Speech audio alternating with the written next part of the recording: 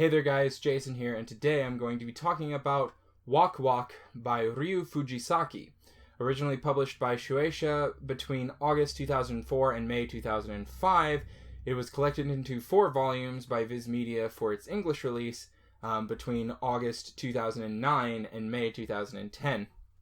I honestly didn't read anything about this series before going into it because I just like reading random shonen series. I read a lot of the big name series, like One Piece, Bleach, things like that. So now I kind of find it fun to go and read some of the no-name series that you never hear talked about. And this is one of them. I bought it just for fun. It was cheap also. I gotta point that out. It is out of print though, so it may be a little hard to find. This story of Waq Waq is actually about this kind of post-apocalyptic world where you have the black-blooded people who live in small villages that are kind of segregated from each other. The outside world is a desert wasteland and infested with robots that will attack and try and kill you if you go out there. And there are also 7 guardians in this world. Each guardian has a robot that they partner with, a Gojinzo, and this robot that they partner up with helps them protect these villages. One of the guardians is named Al and has a son named Shio. The two of them are traveling across the land, and they stop by a village, save it from a robot attack, and get invited into the village to rest. While they're resting there, they end up getting attacked by yet another robot, but this one is kind of this amalgamation of a bunch of smaller robots, something that they've never seen before. And Al actually sacrifices himself to defeat this robot, and Shio obviously is very devastated by the loss of his dad. But in the middle of all this wreckage from this giant robot, they find a young girl who is bleeding red blood. She actually is fulfilling the prophecy of the red-blooded kami, or the red-blooded god. So Shio takes up the mantle of the new guardian and begins to travel across the land with the kami, trying to figure out how they can save the world. Throughout their journeys, though, they actually have to confront these 6 other guardians and defeat them.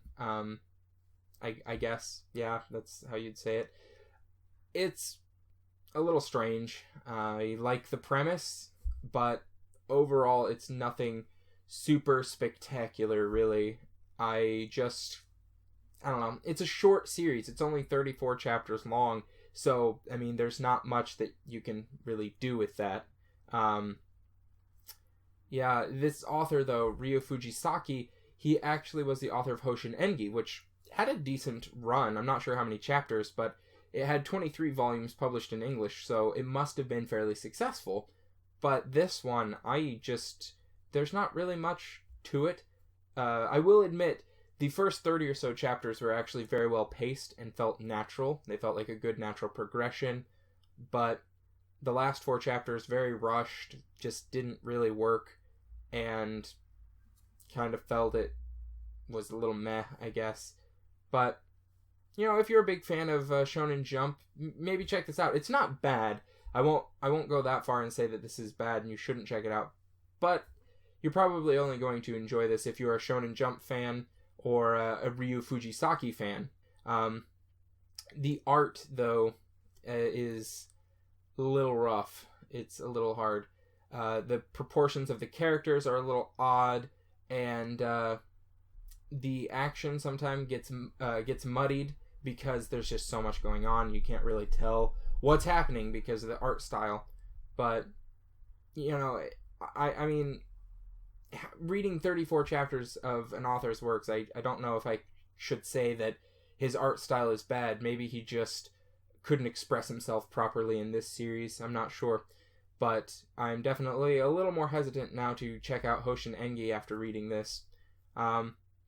But that's about all I have to say for this series. It's just kind of an odd one.